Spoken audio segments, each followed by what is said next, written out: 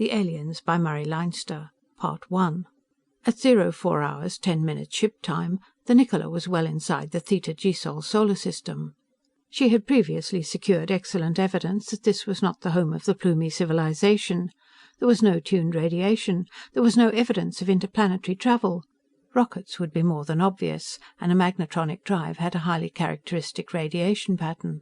So the real purpose of the Nicola's voyage would not be accomplished here. She wouldn't find out where Plumies came from. There might, though, be one of those singular, conical, hollow-topped cairns sheltering silicon-bronze plates which constituted the evidence that Plumies existed. The Nicola went sunward toward the inner planets to see. Such cairns had been found on conspicuous landmarks on oxygen-type planets over a range of some 1,200 light-years. By the vegetation about them, some were a century old. On the same evidence, others had been erected only months or weeks or even days before a human space survey ship arrived to discover them. And the situation was unpromising. It wasn't likely that the galaxy was big enough to hold two races of rational beings capable of space travel. Back on ancient Earth, the planet had been too small to hold two races with tools and fire. Historically, that problem was settled when Homo sapiens exterminated Homo neanderthalis. It appeared that the same situation had arisen in space. There were humans and there were Plumies. Both had interstellar ships. To humans, the fact was alarming. The need for knowledge and the danger that Plumies might know more first and thereby be able to exterminate humanity was appalling. Therefore, the Nicola. She drove on sunward. She had left one frozen outer planet far behind. She had crossed the orbits of 3 others. The last of these was a gas giant with innumerable moonlets revolving about it. It was now some 30 millions of miles back and 20 to one side. The sun, ahead, flared and flamed in emptiness against that expanse of tinted stars. John Baird worked steadily in the Nicola's radar room. He was one of those who hoped that the Plumies would not prove to be the natural enemies of mankind. Now it looked like this ship wouldn't find out in this solar system. There were plenty of other ships on the hunt. From here on, it looked like routine to the next unvisited family of planets. But meanwhile, he worked. Opposite him, Diane Holt worked as steadily, her dark head bent intently over a radar graph in formation. The immediate job was the completion of a map of the meteor swarms following cometary orbits about this sun. They interlaced emptiness with hazards to navigation, and nobody would try to drive through a solar system without such a map. Elsewhere in the ship, everything was normal. The engine room was a place of stillness and peace, save for the almost inaudible hum of the drive, running at 500,000 Gauss flux density. The skipper did whatever skippers do when they are invisible to their subordinates. The weapons officer, Taine, thought appropriate thoughts. In the navigation room, the second officer conscientiously glanced at each separate instrument at least once in each 5 minutes, and then carefully surveyed all the screens showing space outside the ship. The stewards disposed of the debris of the last meal and began to get ready for the next. In the crew's quarters, those off duty read or worked at Scrimshaw, or simply and contentedly loafed. Diane handed over the transparent radar graph to be fitted into the 3-dimensional map in the making. "There's a lump of stuff here," she said interestedly. "It could be the comet that once followed this orbit, now so old it's lost all its gases and isn't a comet any longer." At this instant, which was 04 hours 25 minutes ship time, the alarm bell rang. It clanged stridently over Baird's head, repeater gongs sounded all through the ship, and there was a scurrying and a closing of doors. The alarm gong could mean only one thing. It made one's breath come faster or one's hair stand on end, according to temperament. The skipper's face appeared on the direct line screen from the navigation room. "Plumies?" he demanded harshly. "Mr. Baird, Plumies?" Baird's hands were already flipping switches and plugging the radar room apparatus into a new setup. "There's a contact, sir," he said curtly. "No, there was a contact. It's broken now. Something detected us. We picked up a radar pulse. 1. The word 1 meant much. A radar system that could get adequate information from a single pulse was not the work of amateurs. It was the product of a very highly developed technology. Setting all equipment to full globular scanning, Baird felt a certain crawling sensation at the back of his neck. He'd been mapping within a narrow range above and below the line of this system's ecliptic. A lot could have happened outside the area he'd had under long-distance scanning. But seconds passed. They seemed like years. The all-globe scanning covered every direction out from the Nicola. Nothing appeared which had not been reported before. The gas-giant planet far behind and the only inner one on this side of the sun would return their pulses only after minutes. Meanwhile the radars reported very faithfully, but they only repeated previous reports. "No new object within 500,000 miles," said Baird after a suitable interval. Presently he added, "Nothing new within 750,000 miles."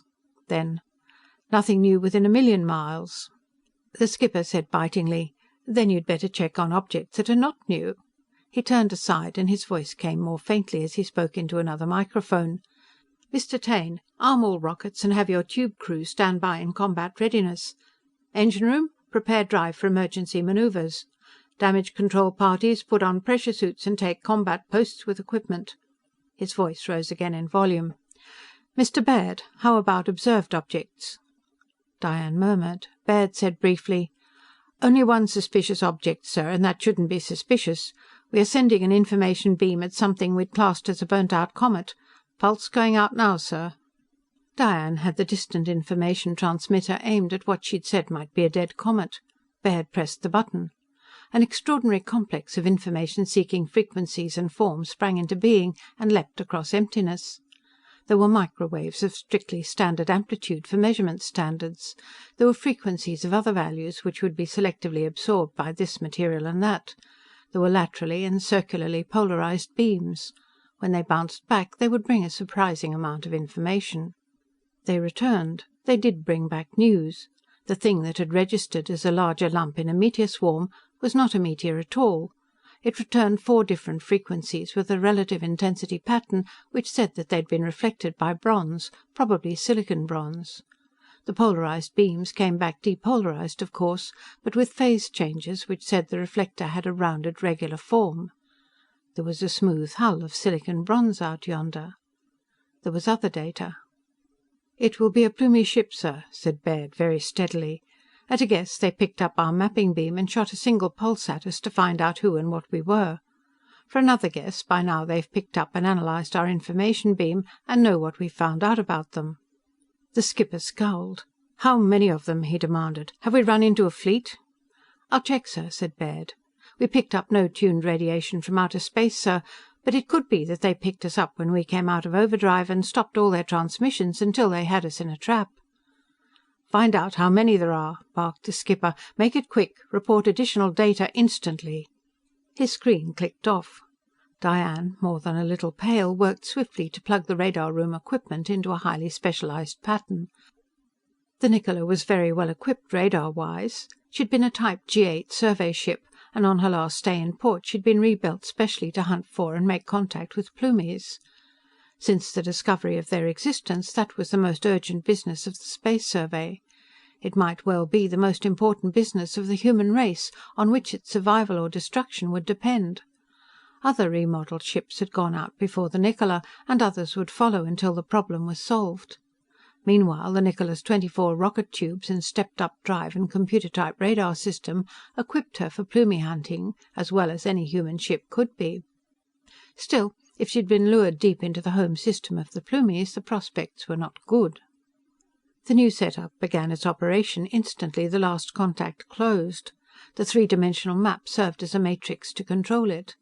The information beam projector swung and flung out its bundle of oscillations. It swung and flashed and swung and flashed. It had to examine every relatively nearby object for a constitution of silicon bronze and a rounded shape. The nearest objects had to be examined first. Speed was essential, but 3-dimensional scanning takes time, even at some hundreds of pulses per minute. Nevertheless, the information came in. No other silicon bronze object within 250,000 miles. Within 500,000. 1,000,000. 1.5 million. 2 million. Baird called the navigation room. "Looks like a single Plumie ship, sir," he reported. "At least there's one ship which is nearest by a very long way." "Ha!" grunted the skipper. "Then we'll pay him a visit. Keep an open line, Mr. Baird." His voice changed. "Mr. Taine, report here at once to plan tactics." Baird shook his head to himself. The Niccola's orders were to make contact without discovery, if such a thing were possible.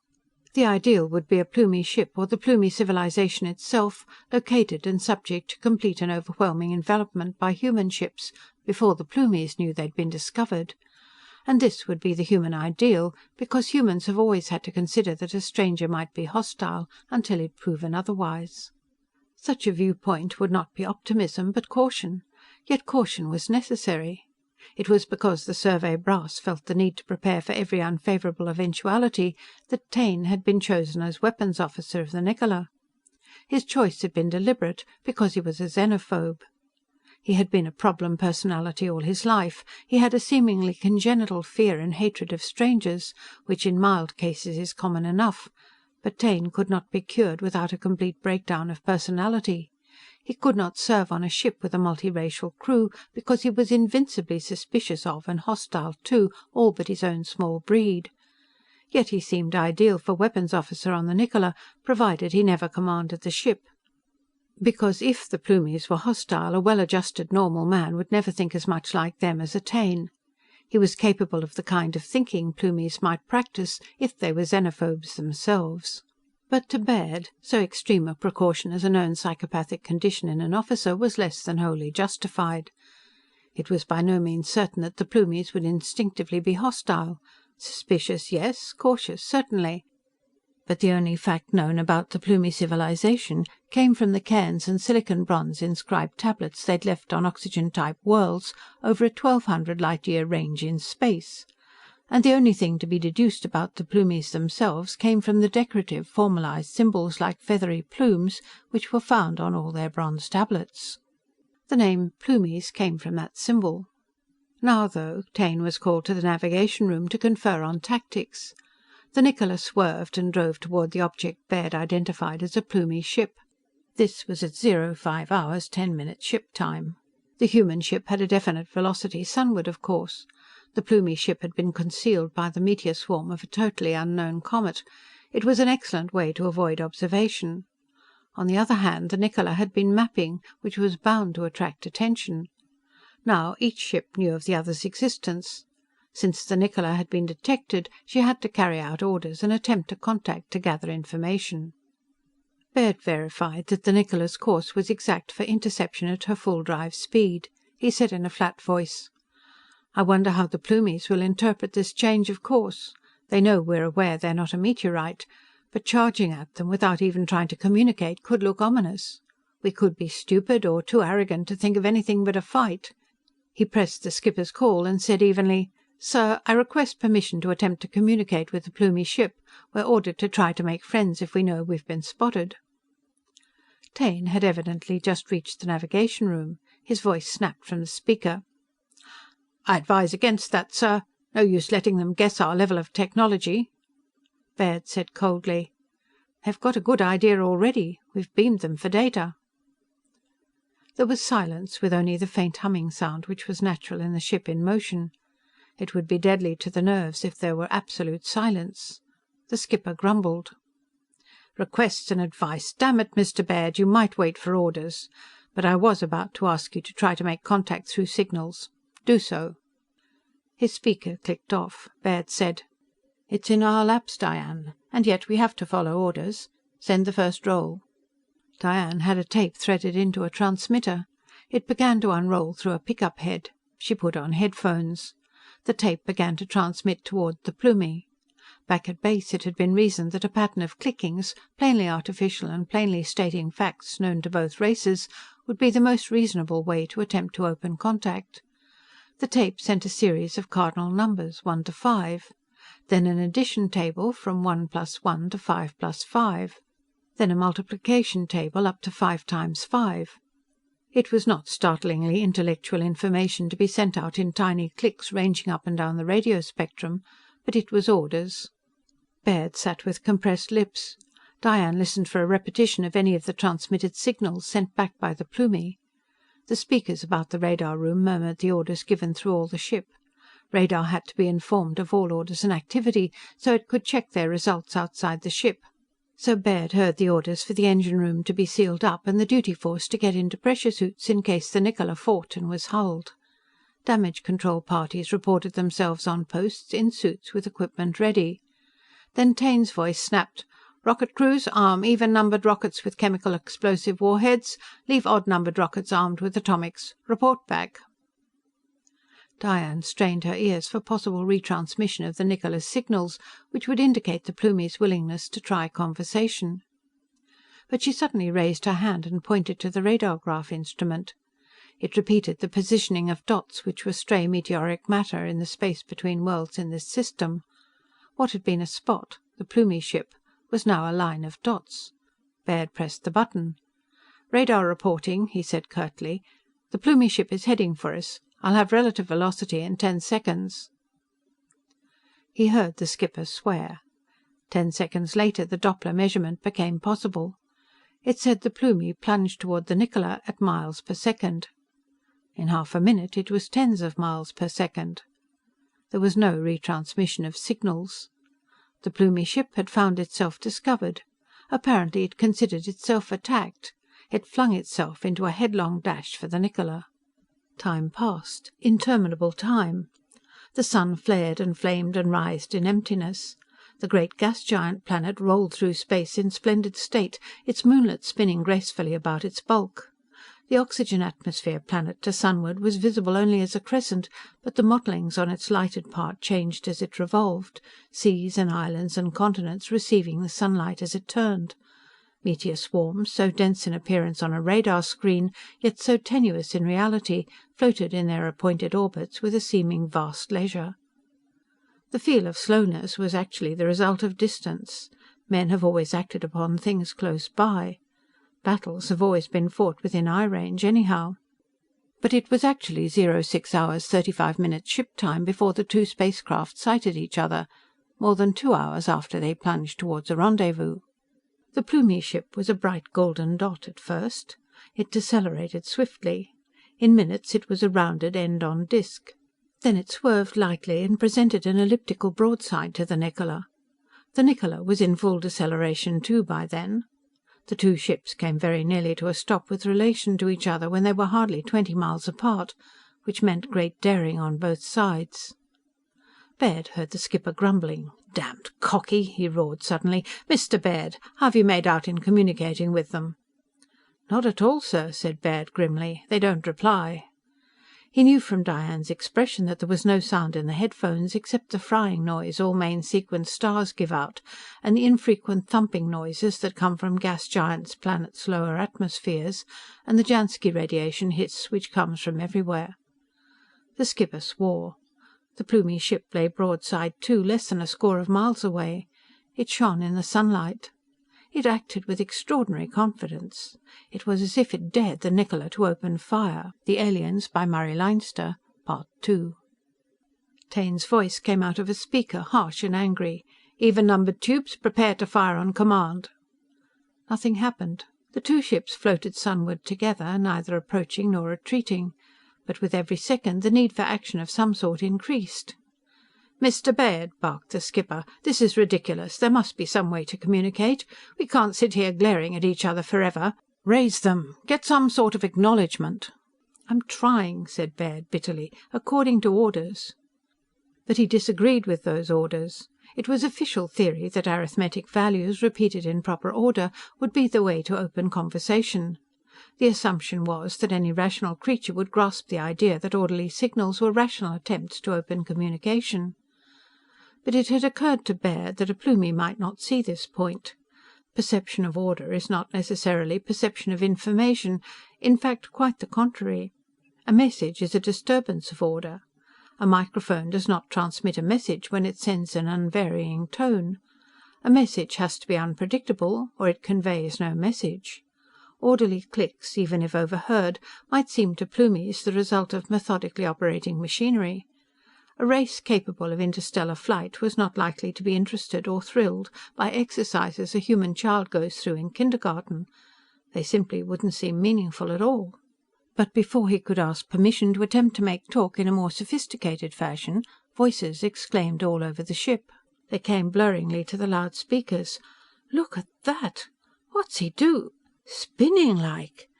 From every place where there was a vision plate on the Niccola, men watched the Plumie ship and babbled.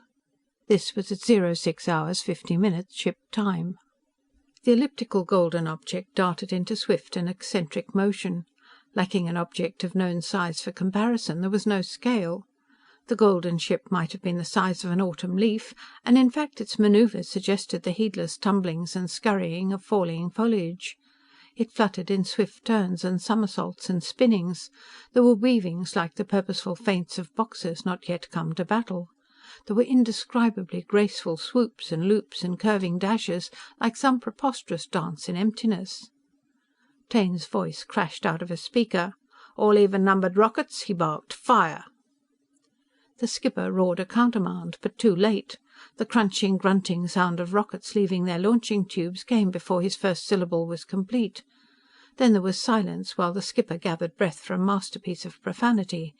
But Taine snapped, "That dance was a sneak-up. The Plumie came 4 miles nearer while we watched." Baird jerked his eyes from watching the Plumie. He looked at the master radar. It was faintly blurred with the fading lines of past gyrations, but the golden ship was much nearer the Niccola than it had been. "Radar reporting," said Baird sickishly. "Mr. Taine is correct. The Plumie ship did approach us while it danced." Taine's voice snarled. "Reload even numbers with chemical explosive warheads. Then remove atomics from odd numbers and replace with chemicals. The range is too short for atomics." Baird felt curiously divided in his own mind. He disliked Taine very much. Taine was arrogant and suspicious and intolerant even on the Niccola. But Taine had been right twice now. The Plumie ship had crept closer by pure trickery, and it was right to remove atomic warheads from the rockets. They had a pure blast radius of 10 miles. To destroy the Plumie ship within twice that would endanger the Niccola and leave nothing of the Plumie to examine afterward. The Plumie ship must have seen the rocket flares, but it continued to dance, coming nearer and ever nearer, in seemingly heedless and purposeless plungings and spinnings in star-speckled space. But suddenly there were racing, rushing trails of swirling vapor. Half the Niccola's port broadside plunged toward the golden ship. The fraction of a second later, the starboard half-dozen chemical explosive rockets swung furiously around the ship's hull and streaked after their brothers. They moved in utterly silent, straight-lined, ravening ferocity toward their target. Baird thought irrelevantly of the vapor trails of an atmosphere liner in the planet's upper air. The ruled-line straightness of the first 6 rockets' course abruptly broke. One of them veered crazily out of control. It shifted to an almost right-angled course. A second swung wildly to the left. A third and fourth and fifth, a sixth of the first line of rockets made a great sweeping turn and came hurtling back toward the Niccola. It was like a nightmare. Lunatic, erratic lines of sunlit vapor eeled before the background of all the stars in creation. Then the second half-dozen rockets broke ranks as insanely and irremediably as the first. Taine's voice screamed out of a speaker, hysterical with fury. "Detonate! Detonate! They've taken over the rockets and are throwing them back at us! Detonate all rockets!" The heavens seemed streaked and laced with lines of expanding smoke, but now one plunging line erupted at its tip. A swelling globe of smoke marked its end. Another blew up, and another.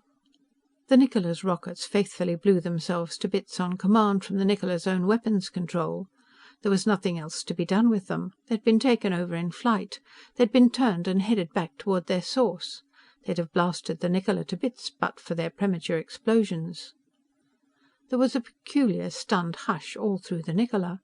The only sound that came out of any speaker in the radar room was Taine's voice, high-pitched and raging, mouthing unspeakable hatred of the Plumies, whom no human being had yet seen. Baird sat tense in the frustrated and desperate composure of the man who can only be of use while he is sitting still and keeping his head. The vision screen was now a blur of writhing mist, lighted by the sun and torn at by emptiness. There was luminosity where the ships had encountered each other. It was sunshine upon thin smoke. It was like the insanely enlarging head of a newborn comet, whose tail would be formed presently by light pressure. The Plumie ship was almost invisible behind the insubstantial stuff. But Baird regarded his radar screens.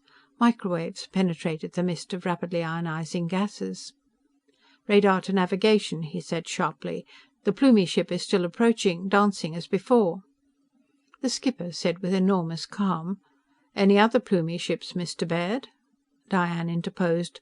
"No sign anywhere. I've been watching. This seems to be the only ship within radar range."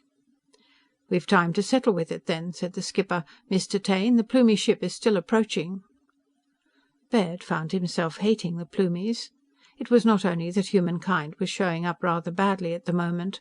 It was that the Plumie ship had refused contact and forced a fight. It was that if the Niccola were destroyed, the Plumie would carry news of the existence of humanity and of the tactics which worked to defeat them. The Plumies could prepare an irresistible fleet.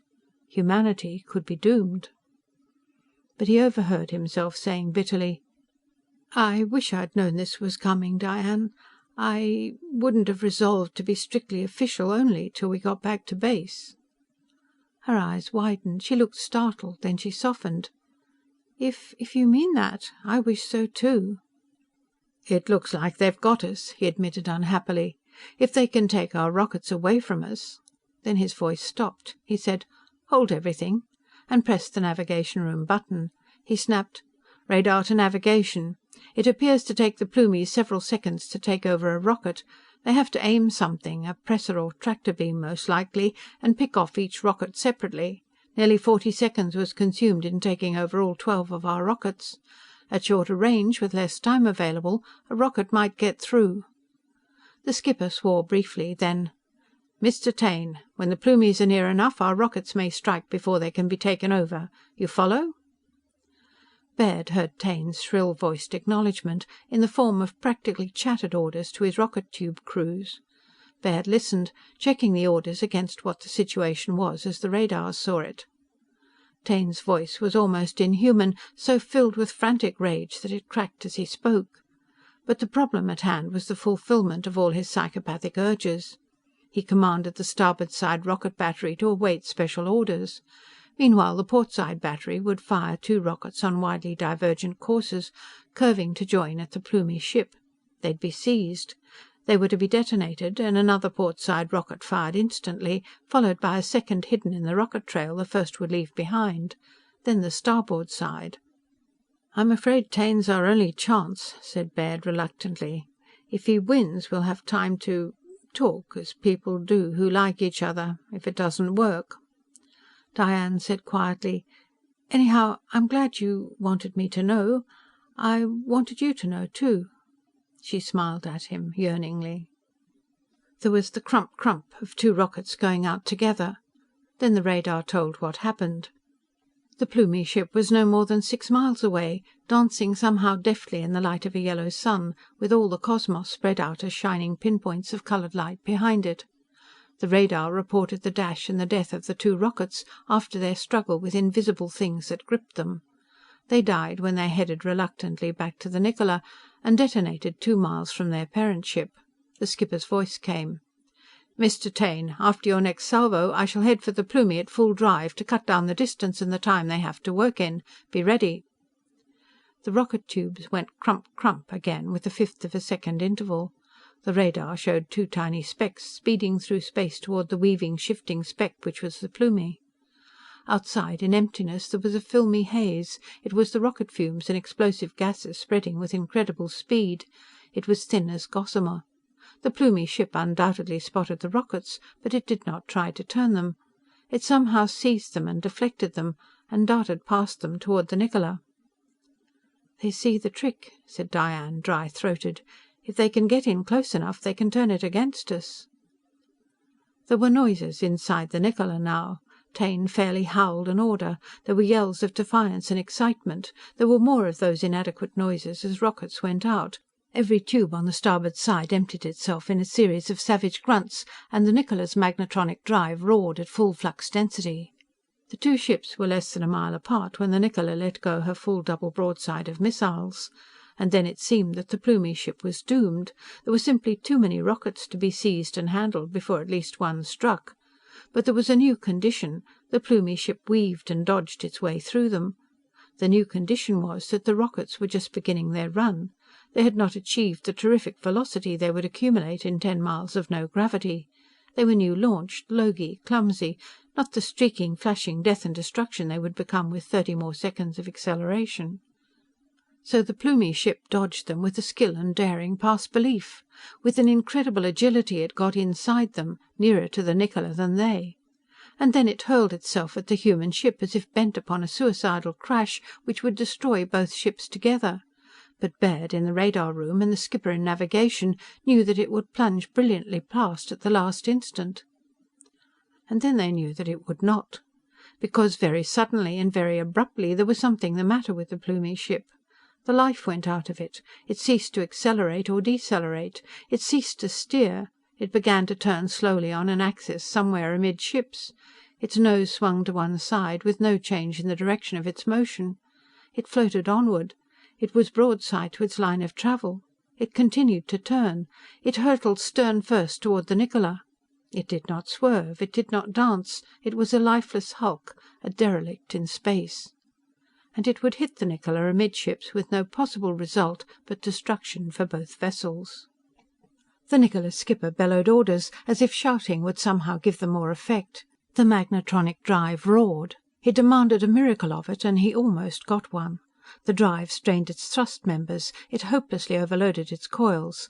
The Niccola's cobalt steel hull became more than saturated with the drive field, and it leapt madly upon an evasion course. And it very nearly got away.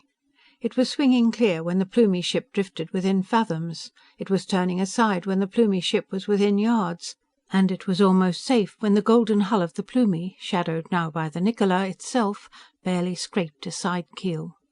There was a touch, seemingly deliberate and gentle, but the Niccola shuddered horribly. Then the vision screens flared from such a light as might herald the crack of doom. There was a brightness greater than the brilliance of the sun. And then there was a wrenching, heaving shock. Then there was blackness. Baird was flung across the radar room, and Diane cried out, and he careened against a wall and heard glass shatter. He called, "Diane!" He clutched crazily at anything and called her name again. The Niccola's internal gravity was cut off, and his head spun, and he heard collision doors closing everywhere. But before they closed completely, he heard the rasping sound of giant arcs leaping in the engine room. Then there was silence. "Diane!" cried Baird fiercely. "Diane!" "I'm here," she panted. I'm dizzy, but I think I'm all right." The battery-powered emergency light came on. It was faint, but he saw her clinging to a bank of instruments where she'd been thrown by the collision. He moved to go to her, and found himself floating in mid-air. But he drifted to a side wall and worked his way to her. She clung to him, shivering. I think, she said unsteadily, that we're going to die, aren't we?" "We'll see," he told her. "Hold on to me." Guided by the emergency light, he scrambled to the bank of communicator buttons. What had been the floor was now a side wall. He climbed it and thumbed the navigation room switch. "Radar room reporting," he said curtly. "Power out, gravity off, no reports from outside from power failure. No great physical damage." He began to hear other voices. There had never been an actual space collision in the memory of man, but reports came crisply, and the cut-in speakers in the radar room repeated them. Ship gravity was out all over the ship, emergency lights were functioning, and were all the lights there were. There was a slight, unexplained gravity drift towards what had been the ship's port side. But damage control reported no loss of pressure in the Niccola's inner hull, though 4 areas between inner and outer hulls had lost air pressure to space. "Mr. Baird," rasped the skipper, "we're blind. Forget everything else and give us eyes to see with." "We'll try battery power to the vision plates," Baird told Diane. "No full resolution, but better than nothing." They worked together feverishly. They were dizzy. Something close to nausea came upon them from pure giddiness. What had been the floor was now a wall, and they had to climb to reach the instruments that had been on a wall and now were on the ceiling. But their weight was ounces only. Baird said abruptly, "I know what's the matter. We're spinning. The whole ship's spinning. That's why we're giddy and why we have even a trace of weight. Centrifugal force. Ready for the current?" There was a tiny click and the battery light dimmed. But a vision screen lighted faintly. The stars, it showed, were moving specks of light. The sun passed deliberately across the screen. Baird switched to other outside scanners. There was power for only one screen at a time, but he saw the starkly impossible. He pressed the navigation room button. "Radar room reporting," he said urgently. "The Plumie ship is fast to us, in contact with our hull. Both ships are spinning together." He was trying yet other scanners as he spoke, and now he said, "Got it. There are no lines connecting us to the Plumie, but it looks... Yes, that flash when the ships came together was a flashover of high potential. We're welded to them along 20 feet of our hull. The skipper: Damnation! Any sign of intention to board us? Not yet, sir. Taine burst in, his voice high-pitched and thick with hatred. Damage control parties, attention! Arm yourselves and assemble at starboard airlock. Rocket crews, get into suits and prepare to board this Plumie. Countermand, bellowed the skipper from the speaker beside Baird's ear. Those orders are cancelled. Damn it, if we were successfully boarded, we'd blow ourselves to bits. Those are our orders. Do you think the Plumies will let their ship be taken? And wouldn't we blow up with them? Mr. Taine, you will take no offensive action without specific orders. Defensive action is another matter. Mr. Baird, I consider this welding business pure accident. No one would be mad enough to plan it. You watch the Plumies and keep me informed. His voice ceased, and Baird had again the frustrating duty of remaining still and keeping his head while other men engaged in physical activity. He helped Diane to a chair, which was fastened to the floor, which was now a wall, and she wedged herself fast and began a review of what each of the outside scanners reported. Baird called for more batteries. Power for the radar and visions was more important than anything else just then. If there were more Plumie ships... Electricians half-floated, half-dragged extra batteries to the radar room. Baird hooked them in. The universe outside the ship again appeared filled with the brilliantly colored dots of light which were the stars. More satisfying, the globe scanners again reported no new objects anywhere. Nothing new within 250,000 miles. 500,000. Later Baird reported, Radars report no strange objects within 1,000,000 miles of the Niccola, sir. Except the ship we're welded to, but you're doing very well. However, microphones say there is movement inside the Plumie. Diane beckoned for Baird's attention to a screen which Baird had examined before. Now he stiffened and motioned for her to report. "We've a scanner, sir," said Diane, "which faces what looks like a port on the Plumie ship. There's a figure at the port. I can't make out details, but it's making motions, facing us." "Give me the picture," snapped the skipper. Diane obeyed. It was the merest flip of a switch.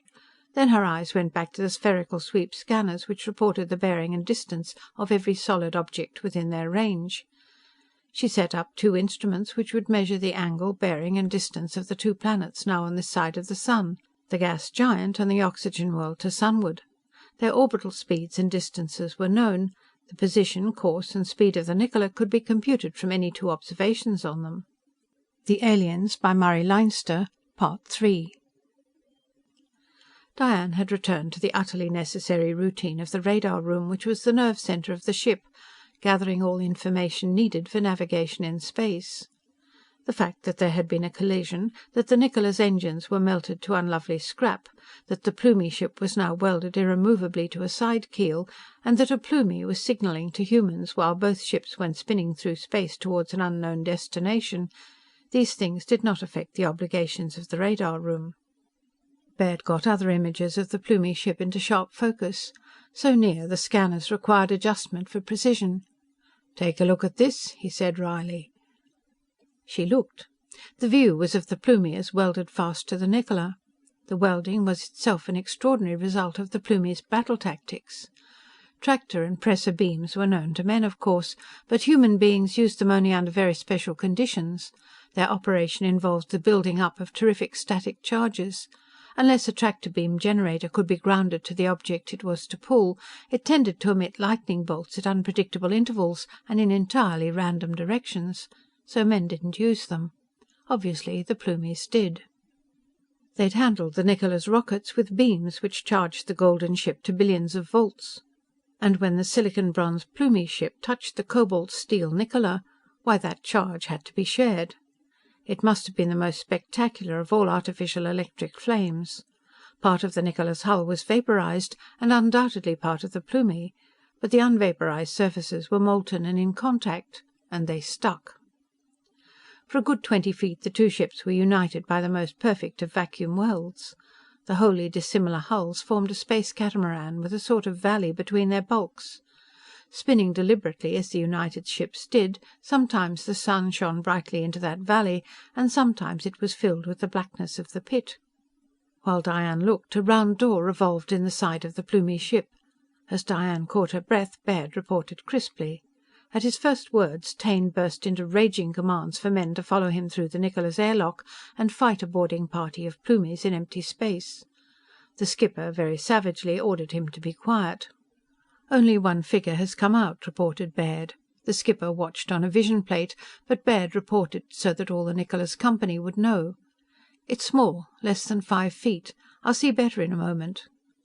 Sunlight smote down the valley between the ships. "It's wearing a pressure suit. It seems to be the same material as the ship. It walks on 2 legs, as we do. It has 2 arms, or something very similar. The helmet of the suit is very high. It looks like the armor knights used to fight in. It's making its way to our airlock. It doesn't use magnetic-soled shoes. It's holding on to lines threaded along the other ship's hull." The skipper said curtly, "Mr. Baird, I hadn't noticed the absence of magnetic shoes. You seem to have an eye for important items. Report to the airlock in person. Leave Lieutenant Holt to keep an eye on outside objects. Quickly, Mr. Baird." Baird laid his hand on Diane's shoulder. She smiled at him. "I'll watch," she promised. He went out of the radar room, walking on what had been a sidewall. The giddiness and dizziness of continued rotation was growing less now. He was getting used to it. But the Niccola seemed strange indeed, with a standard up and down and Earth gravity replaced by a vertical which was all askew, and a weight of ounces instead of 170 pounds. He reached the airlock just as the skipper arrived. There were others there, armed and in pressure suits. The skipper glared about him. "I'm in command here," he said very grimly indeed. "Mr. Taine has a special function, but I am in command. We and the creatures on the Plumie ship are in a very serious fix. One of them apparently means to come on board. There will be no hostility, no sneering, no threatening gestures. This is a parley. You will be careful, but you will not be trigger-happy." He glared around again, just as a metallic rapping came upon the Niccola's airlock door. The skipper nodded. "Let him in the lock, Mr. Baird." Baird obeyed. The humming of the unlocking system sounded. There were clankings. The outer airlock closed. There was a faint whistling as air went in. The skipper nodded again. Baird opened the inner door. It was 08 hours, 10 minutes ship time. The Plumie stepped confidently out into the topsy-turvy corridors of the Niccola. He was about the size of a 10-year-old human boy, and features which were definitely not grotesque showed through the clear plastic of his helmet. His pressure suit was, engineering-wise, a very clean job. His whole appearance was prepossessing. When he spoke, very clear and quite high sounds, soprano sounds, came from a small speaker unit at his shoulder. "For us to talk," said the skipper heavily, "is pure nonsense. But I take it you've something to say." The Plumie gazed about with an air of lively curiosity. Then he drew out a flat pad with a white surface and sketched swiftly. He offered it to the Niccola's skipper. "We want this on record," he growled, staring about. Diane's voice said capably from a speaker somewhere nearby, "Sir, there's a scanner for inspection of objects brought aboard. Hold the plate flat and I'll have a photograph." "Right." The skipper said curtly to the Plumie, "You've drawn our 2 ships linked as they are. What have you to say about it?" He handed back the plate. The Plumie pressed a stud and it was blank again. He sketched and offered it once more. Said the skipper. "You can't use your drive while we're glued together, eh? Well." The Plumie reached up and added lines to the drawing. "So," rumbled the skipper, inspecting the additions, "you say it's up to us to use our drive for both ships." He growled approvingly. "You consider there's a truce. You must, because we're both in the same fix, and not a nice one either. True enough, we can't fight each other without committing suicide now. But we haven't any drive left. We're a derelict. How am I going to say that, if I decide to?" Baird could see the lines on the plate from the angle at which the skipper held it. He said, "Sir, we've been mapping up in the radar room. Those last lines are map coordinates. A separate sketch, sir. I think he's saying that the 2 ships, together, are on a falling course toward the sun. That we have to do something, or both vessels will fall into it. We should be able to check this, sir." "Ha!" growled the skipper. "That's all we need. Absolutely all we need. To come here, to get into a crazy fight, have our drive melt to scrap, get crazily welded to a Plumie ship, and then for both of us to fry together. We don't need anything more than that." Diane's voice came on the speaker. "Sir, the last radar fixes on the planets in range give us a course directly toward the sun. I'll repeat the observations." The skipper growled. Taine thrust himself forward. He snarled, "Why doesn't this Plumie take off its helmet? It lands on oxygen planets. Does it think it's too good to breathe our air?" Baird caught the Plumie's eye. He made a gesture, suggesting the removal of the space helmet. The Plumie gestured in return to a tiny vent in the suit. He opened something and gas whistled out. He cut it off. The question of why he didn't open or remove his helmet was answered. The atmosphere he breathed would not do men any good, nor would theirs do him any good either. Taine said suspiciously, "How do we know he's breathing the stuff he let out, then? This creature isn't human. It's got no right to attack humans. Now it's trying to trick us." His voice changed to a snarl. "We'd better wring its neck. Teach its kind a lesson." The skipper roared at him. "Be quiet. Our ship is a wreck. We have to consider the facts. We and these Plumies are in a fix together, and we have to get out of it before we start to teach anybody anything." He glared at Taine. Then he said heavily, "Mr. Baird, you seem to notice things. Take this Plumie over the ship. Show him our drive melted down so he'll realize we can't possibly tow his ship into an orbit. He knows that we're armed, and that we can't handle our warheads at this range. So we can't fool each other. We might as well be frank, but you will take full note of his reactions, Mr. Baird." Baird advanced, and the skipper made a gesture. The Plumie regarded Baird with interested eyes, and Baird led the way for a tour of the Niccola. It was confusing even to him, with right hand converted to up and left hand to down, and sideways now almost vertical. On the way, the Plumie made more clear, flute-like sounds and more gestures. Baird answered. "Our gravity pull was that way," he explained, "and things fell so fast." He grasped a handrail and demonstrated the speed with which things fell in normal ship gravity. He used a pocket communicator for the falling weight. It was singularly easy to say some things, even highly technical ones, because they'd be what the Plumie would want to know. But quite commonplace things would be very difficult to convey. Diane's voice came out of the communicator. "There are no novelties outside," she said quietly. "It looks like this is the only Plumie ship anywhere around. It could have been exploring, like us. Maybe it was looking for the people who put up space survey markers." "Maybe," agreed Baird, using the communicator. "Is that stuff about falling into the sun correct?" "It seems so," said Diane composedly. "I'm checking again.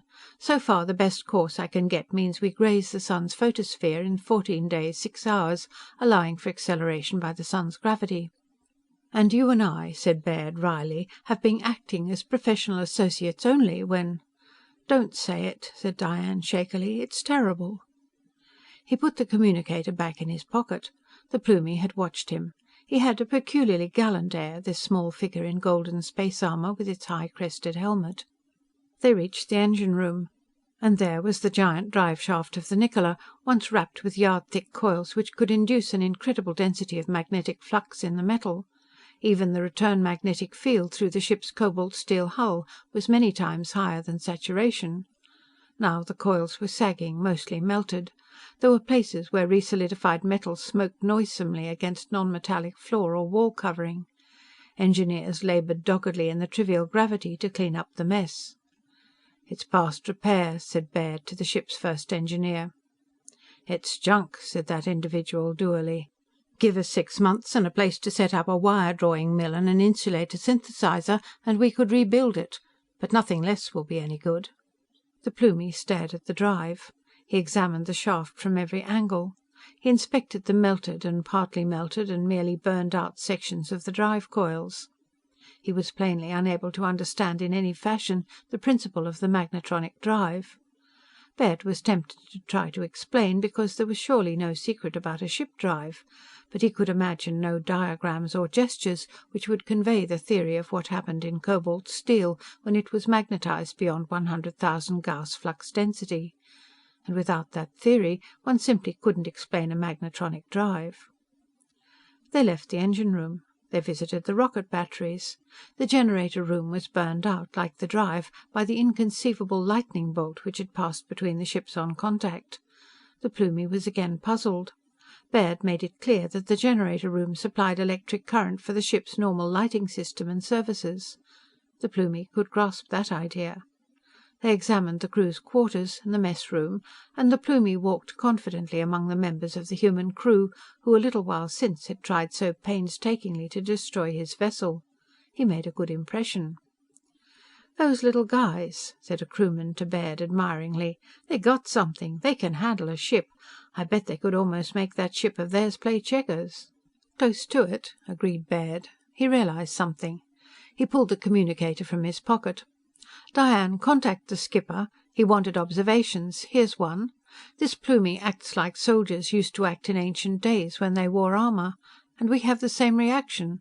They will fight like the devil, but during a truce they'll be friendly, admiring each other as scrappers, but ready to fight as hard as ever when the truce is over.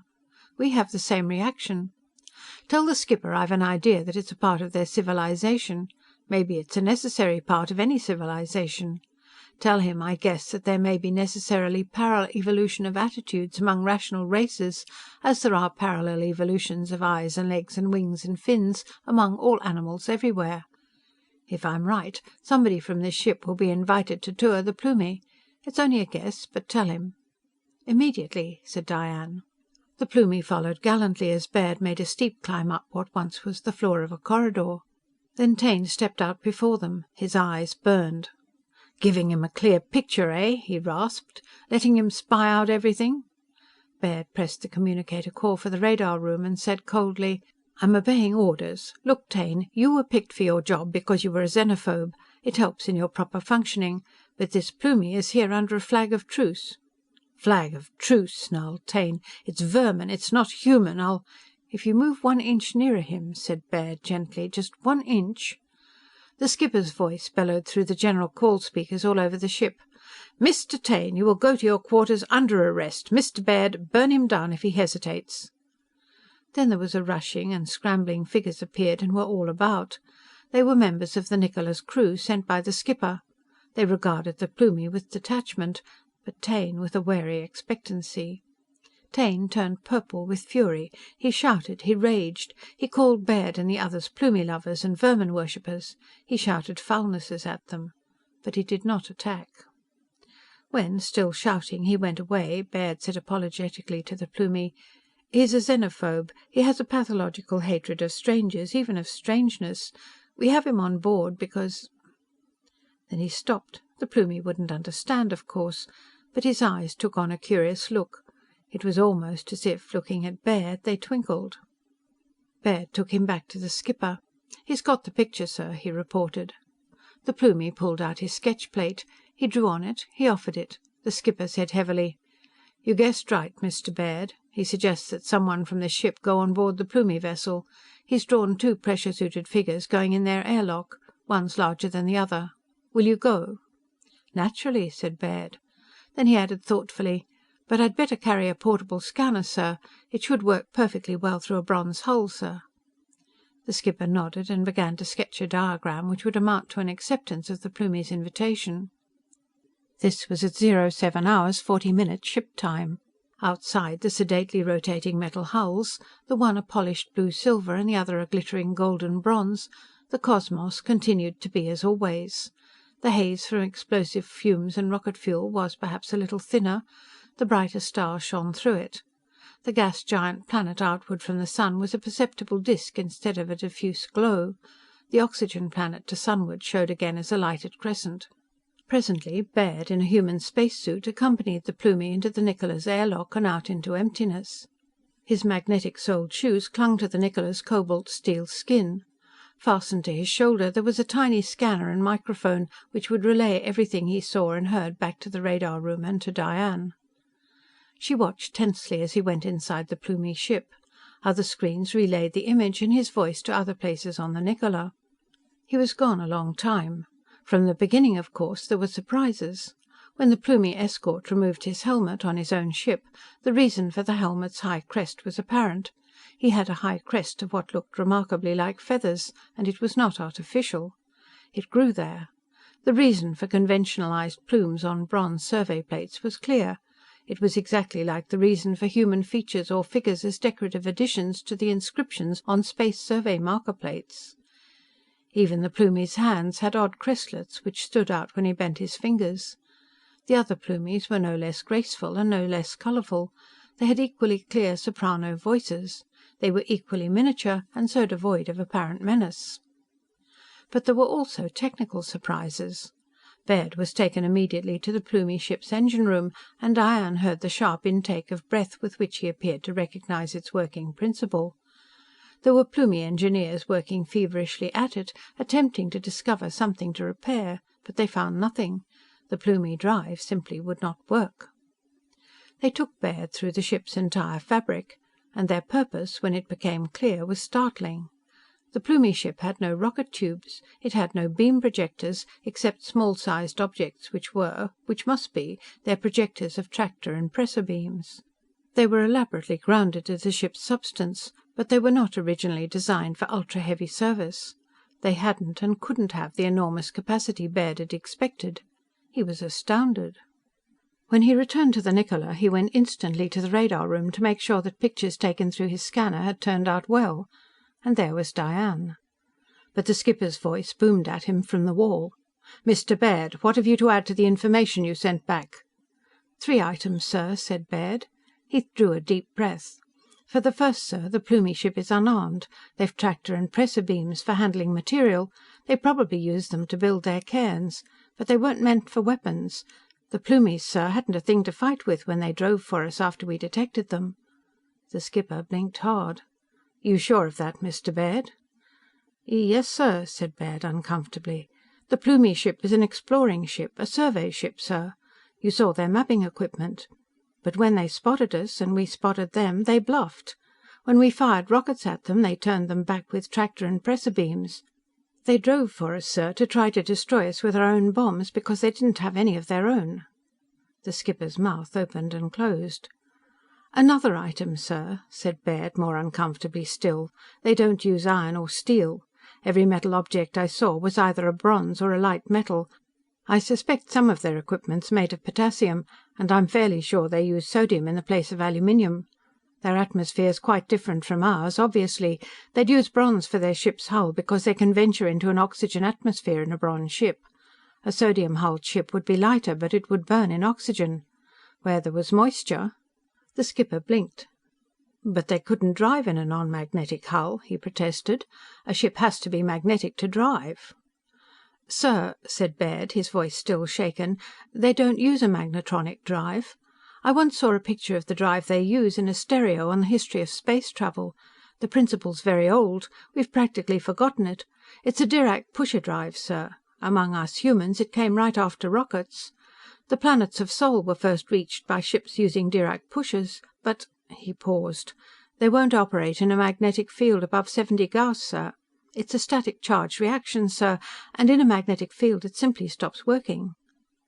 The skipper regarded Baird unwinkingly for a long time. "I think you're telling me," he said at long last, "that the Plumie's drive would work if they were cut free of the Niccola." "Yes, sir," said Baird. "Their engineers were opening up the drive elements and checking them, and then closing them up again. They couldn't seem to find anything wrong. I don't think they know what the trouble is. It's the Niccola's magnetic field. I think it was our field that caused the collision by stopping their drive and killing all their controls when they came close enough." "Did you tell them?" demanded the skipper. "There was no easy way to tell them by diagrams, sir." Taine's voice cut in. It was feverish. It was strident. It was triumphant. "Sir, the Niccola is effectively a wreck and irreparable. But the Plumie ship is operable if cut loose. As weapons officer, I intend to take the Plumie ship, let out its air, fill its tanks with our air, start up its drive, and turn it over to you for navigation back to base." Baird raged, but he said coldly, "We're a long way from home, Mr. Taine, and the Dirac pusher drive is slow. If we headed back to base in the Plumie ship with its Dirac pusher, we'd all be dead of old age before we'd gone halfway." "But unless we take it," raged Taine, "we hit this sun in 14 days. We don't have to die now. We can land on the oxygen planet up ahead.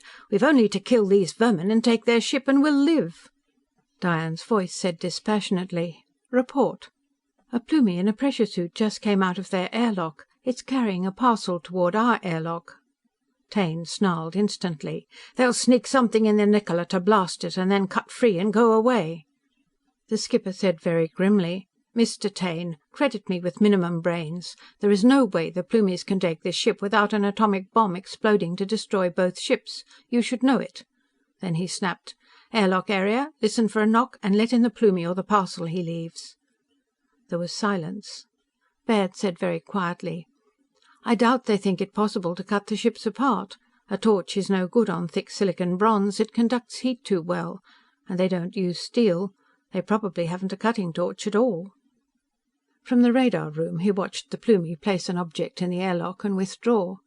He watched from a scanner inside the ship as someone brought in what the Plumie had left. An electronics man bustled forward. He looked it over quickly. It was complex, but his examination suddenly seemed satisfying to him. But a greyish vapor developed and he sniffed and wrinkled his nose. He picked up a communicator. "Sir, they've sent us a power generator. Some of its parts are going bad in our atmosphere, sir, but this looks to me like a hell of a good idea for a generator. I never saw anything like it, but it's good. You can set it for any voltage and it'll turn out plenty juice." "Put it in helium," snapped the skipper. "It won't break down in that. Then see how it serves." In the radar room, Baird drew a deep breath. He went carefully to each of the screens and every radar. Diane saw what he was about and checked with him. They met at the middle of the radar room. "Everything's checked out," said Baird gravely. "There's nothing else around. There's nothing we can be called on to do before something happens. So we can act like people." Diane smiled very faintly. "Not like people, just like us," she said wistfully. "Don't you want to tell me something? Something you intended to tell me only after we got back to base?" He did. He told it to her. And there was also something she had not intended to tell him at all, unless he told her first. She said it now. They felt that such sayings were of the greatest possible importance. They clung together, saying them again. And it seemed wholly monstrous that two people who cared so desperately had wasted so much time acting like professional associates, explorership officers, when things like this were to be said. As they talked incoherently, or were even more eloquently silent, the ship's ordinary lights came on. The battery lamp went on. "We've got to switch back to ship circuit," said Baird reluctantly. They separated and restored the operating circuits to normal. "We've got 14 days," he added, "and so much time to be on duty, and we've a lost lifetime to live in 14 days. Diane—" She flushed vividly. So Baird said very politely into the microphone to the navigation room, "Sir, Lieutenant Holt and myself would like to speak directly to you in the navigation room. May we?" "Why not?" growled the skipper. "You've noticed that the Plumie generator is giving the whole ship lights and services?" "Yes, sir," said Baird. "We'll be there right away." The Aliens by Murray Leinster, Part 4. They heard the skipper's grunt as they hurried through the door. A moment later, the ship's normal gravity returned, also through the Plumie generator. Up was up again, and down was down, and the corridors and cabins of the Niccola were brightly illuminated. Had the ship been other than an engineless wreck, falling through 150 million miles of emptiness into the flaming photosphere of a sun, everything would have seemed quite normal, including the errand Baird and Diane were upon, and the fact that they held hands self-consciously as they went about it. They skirted the bulkhead of the main air tank. They headed along the broader corridor which went past the indented inner door of the airlock. They had reached that indentation when Baird saw that the inner airlock door was closing. He saw a human pressure suit past its edge. He saw the corner of some object that had been put down on the airlock floor. Baird shouted and rushed toward the lock. He seized the inner handle and tried to force open the door again so that no one inside it could emerge into the emptiness without. He failed. He wrenched frantically at the control of the outer door. It suddenly swung freely. The outer door had been put on manual. It could be, and was being, opened from inside. "Tell the skipper!" raged Baird. "Taine's taking something out." He tore open a pressure suit cupboard in the wall beside the locked door. "He'll make the Plumies think it's a return gift for the generator."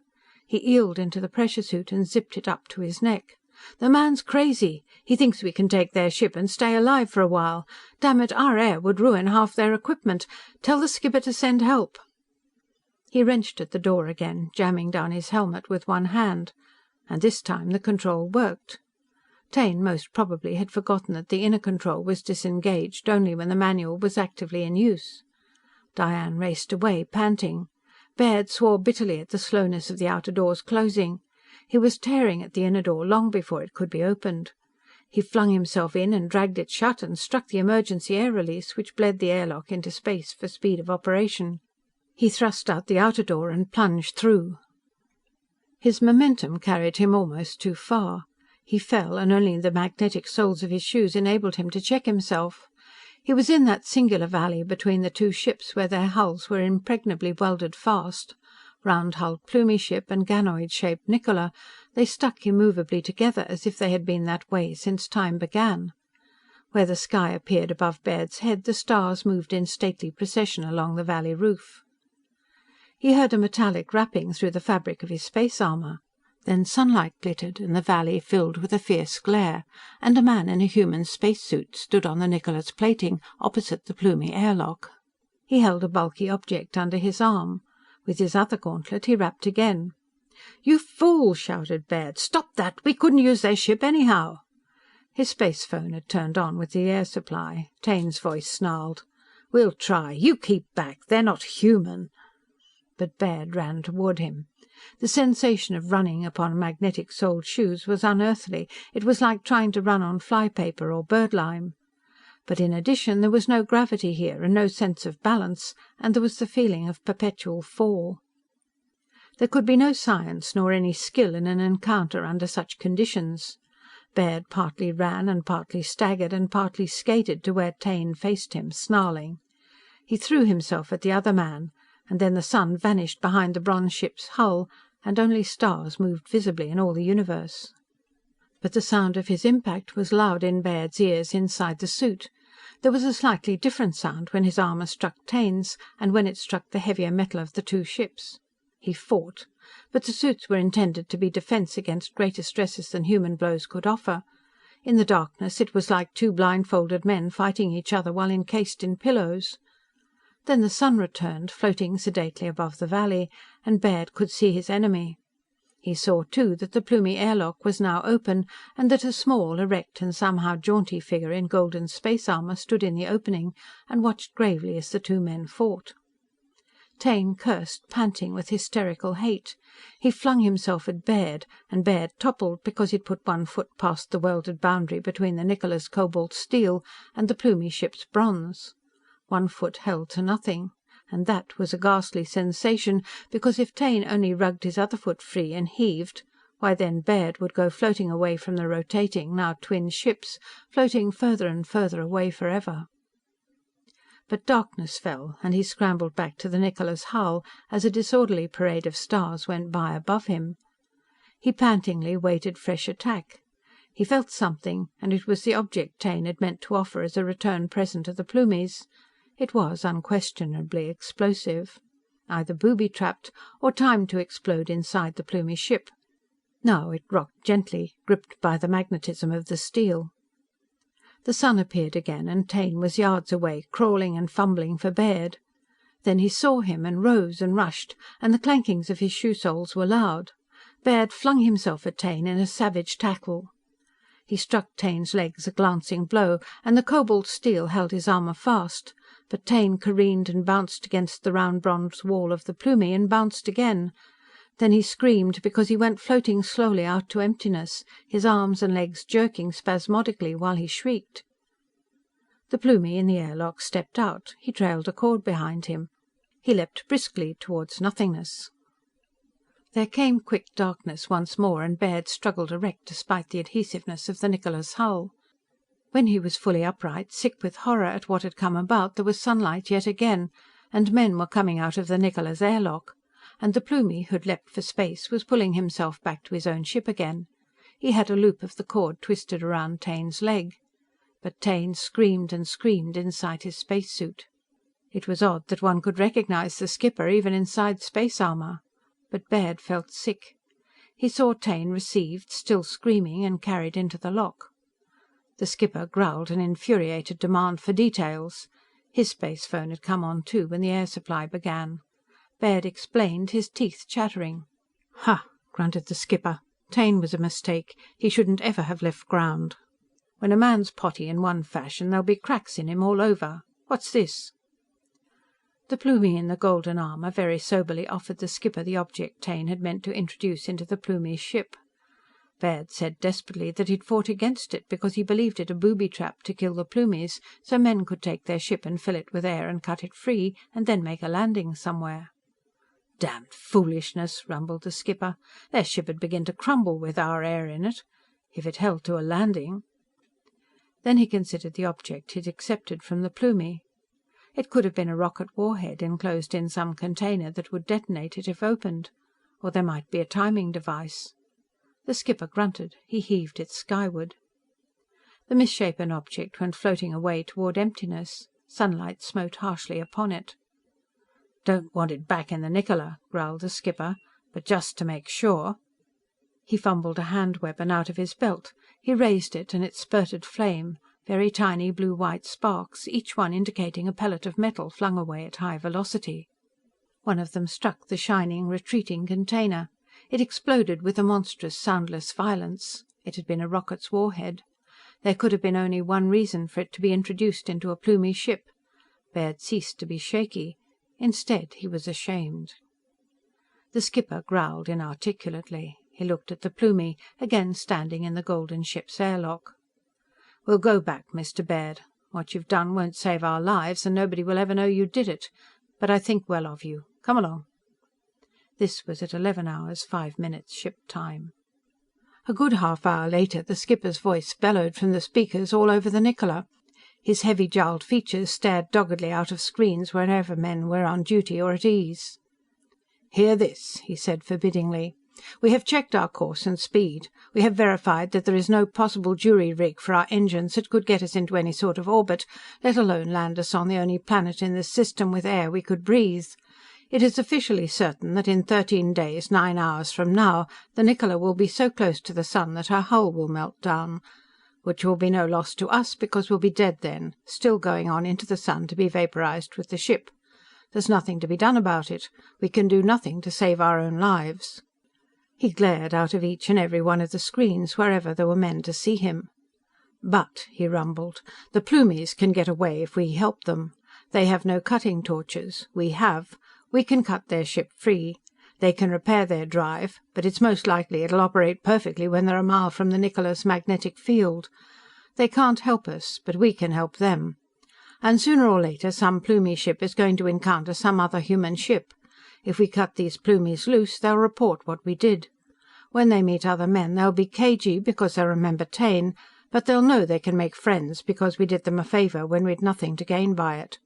I can offer no reward, but I ask for volunteers to go outside and cut the Plumie ship loose so the Plumies can go home in safety instead of on into the sun with us." He glared and cut off the image. Diane held tightly to Baird's hand in the radar room. He said evenly, "There'll be volunteers. The Plumies are pretty sporting characters, putting up a fight with an unarmed ship and so on. If there aren't enough other volunteers, the skipper and I will cut them free by ourselves." Diane said, dry-throated, "I'll help, so I can be with you. We've got so little time." "I'll ask the skipper as soon as the Plumie ship's free." "Yes," said Diane, and she pressed her face against his shoulder and wept. This was at 01 hours 20 minutes ship time. At 03 hours even, there was peculiar activity in the valley between the welded ships. There were men in space armor working cutting torches, where for 20 feet the two ships were solidly attached.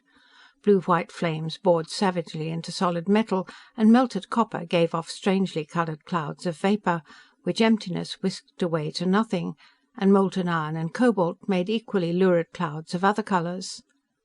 There were Plumies in the airlock, watching.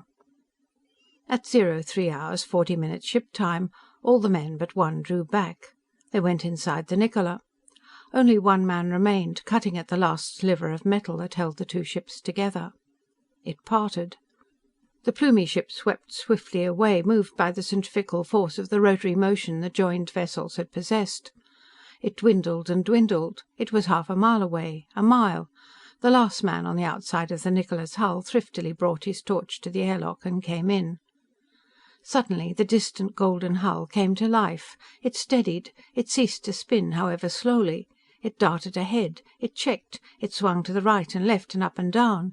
It was alive again. In the radar room, Diane walked into Baird's arms and said shakily, "Now we have almost 14 days." "Wait," he commanded.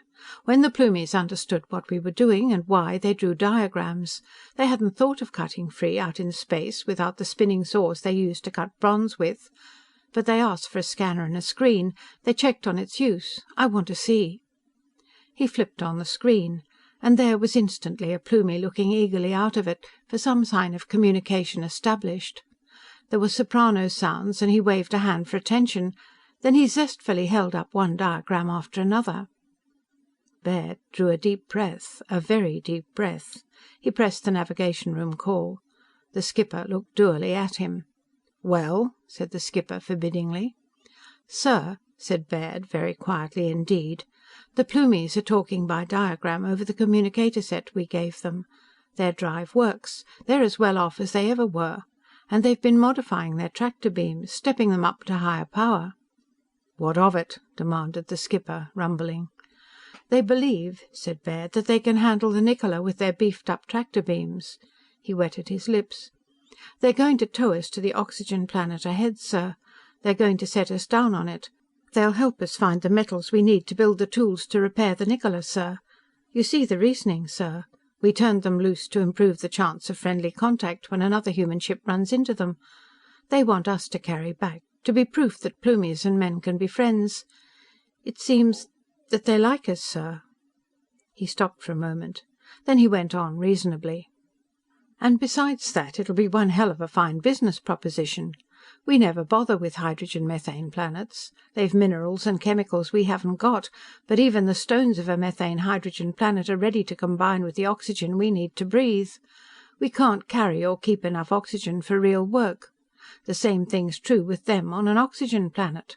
We can't work on each other's planets, but we can do fine business in each other's minerals and chemicals from those planets.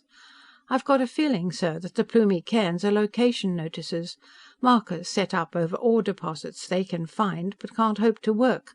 Yet they claim against the day when their scientists find a way to make them worth owning.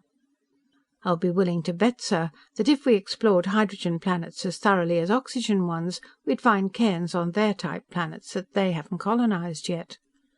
The skipper stared. His mouth dropped open. "And I think, sir," said Baird, "that until they detected us, they thought they were the only intelligent race in the galaxy. They were upset to discover suddenly that they were not, and at first they'd no idea what we'd be like. But I'm guessing now, sir, that they're figuring on what chemicals and ores to start swapping with us." Then he added, "When you think of it, sir, probably the first metal they ever used was aluminium, where our ancestors used copper, and they had a beryllium age next instead of iron. And right now, sir, it's probably as expensive for them to refine iron as it is for us to handle titanium and beryllium and osmium, which are duck soup for them. Our two cultures ought to thrive as long as we're friends, sir. They know it already, and we'll find it out in a hurry." The skipper's mouth moved. It closed and then dropped open again. The search for the Plumies had been made because it looked like they had to be fought. But Baird had just pointed out some extremely common-sense items which changed the situation entirely. And there was evidence that the Plumies saw the situation the new way. The skipper felt such enormous relief that his manner changed. He displayed what was almost effusive cordiality for the skipper. He cleared his throat. Very good, Mr. Baird," he said formidably. "And of course with time and air and metals we can rebuild our drive. For that matter, we could rebuild the Niccola. I'll notify the ship's company, Mr. Baird. Very good." He moved to use another microphone. Then he checked himself. "Your expression is odd, Mr. Baird. Did you wish to say something more?" "Yes, sir," said Baird. He held Diane's hand fast. "It'll be months before we get back to port, sir, and it's normally against regulations, but under the circumstances, would you mind, as skipper, marrying Lieutenant Holt and me?" The skipper snorted.